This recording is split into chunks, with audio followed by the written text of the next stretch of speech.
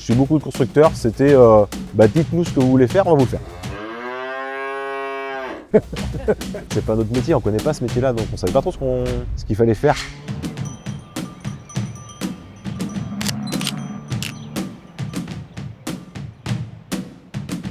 Je m'appelle Sylvain Guilbeault, j'ai 39 ans. Donc le GAEC des Cariolais, c'est à Sainte-Pazin dans le Loire-Atlantique. Et il y a 4 associés, moi Sylvain, René, Camille et Victor.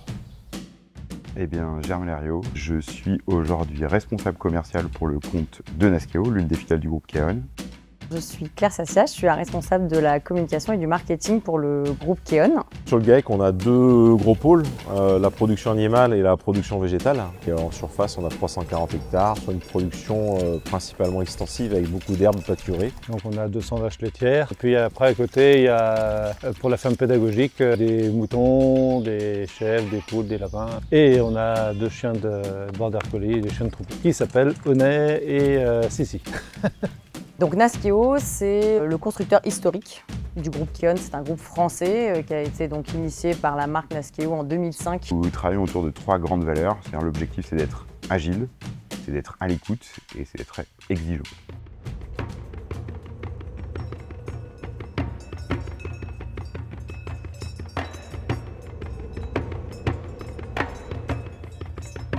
Nasqueo, on les a rencontrés au salon Bio 360. On se renseignait pour trouver un constructeur pour nous accompagner sur un projet méthanisation.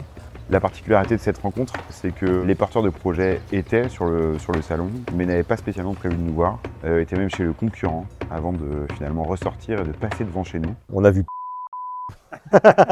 cut. On avait croisé d'autres constructeurs et qui n'avaient pas autant la culture du clé en main. Le stand Nasqueo nous a tout de suite plu parce qu'il proposait vraiment quelque chose qui nous parlait. Nous, on voulait faire une petite unité avec un fort accompagnement. Et on imagine déjà ce que pourrait être la relation future et la concrétisation d'un projet porté par les gens qui sont face à vous à ce moment-là. Finalement, cette rencontre a été, somme toute, assez efficace. Déjà, il y a une proximité géographique et puis je pense une proximité d'idées entre finalement ce que eux voulaient faire et ce que nous, on avait à leur proposer par ailleurs. Quand je suis arrivé la première fois, je me suis retrouvé en rendez-vous face à un poster du concurrent. Assis sur ma chaise face au concurrent. Bon, c'était le cas, hein, je peux pas le décrire mieux que ça. Donc évidemment, ça déstabilise un tout petit peu. La phase suivante, c'est qu'on met en œuvre les compétences au sein de Nasqueo pour pouvoir finalement co-construire ce que sera le scénario final du projet. Et évidemment, là, l'enjeu, c'est de pouvoir présenter sur la base des besoins recueillis ce qu'on a construit comme projet. Il nous a tout de suite dit qu'il voulait nous emmener dans le bas de la France, dans le Lot, là, voir 2 méta. Déjà, ça nous a pas mal plu.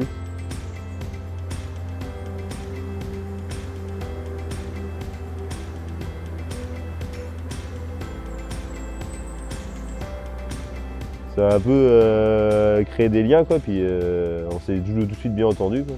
Alors les fameuses visites, nous sommes partis ensemble dans la même voiture. Les visites, c'est l'occasion de tisser des liens et évidemment, ça génère un rapprochement. On a souvent vu des constructeurs qui poussaient à suréquiper dans vue d'augmenter la production. Nous, notre projet, c'est de faire un méthaniseur.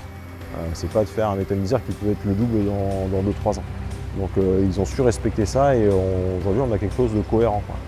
Donc non, on ne connaissait pas le produit Monometa, il nous a été présenté justement au salon Bio 360 et rapidement on a vu que ça rentrait dans nos critères.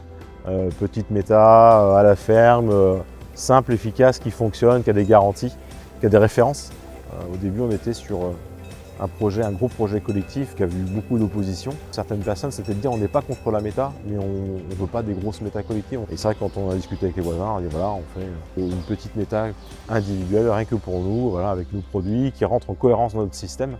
Ben, en fait, ça parle aux gens. C'est des projets qui fonctionnent bien, des projets qui sont souvent d'ailleurs autonomes en termes de gisement. Une unité qui est bien conçue, qui est à la taille de l'exploitation, qui est conçue avec les porteurs de projet. Elle s'intègre bien en fait sur une exploitation. En fait, c'est un projet comme un autre. Alors les agriculteurs ont tendance à dire on n'achète pas une unité de méthanisation comme on achète un bloc de traite. Mais en vérité, faire de la méthanisation, quand on est expert de la méthanisation, c'est quelque chose qui peut s'implanter de manière assez facile sur une exploitation. Donc nous, on est partis au SPACE au salon. On a été accueillis par Germain et Claire qu'on ne connaissait pas. Première rencontre, mémorable. Après avoir un petit loupé de service et avoir arrosé copieusement Sylvain de Mousseux. La bouteille est tombée sur mon jean, donc c'est pour ça qu'aujourd'hui j'ai mis un short.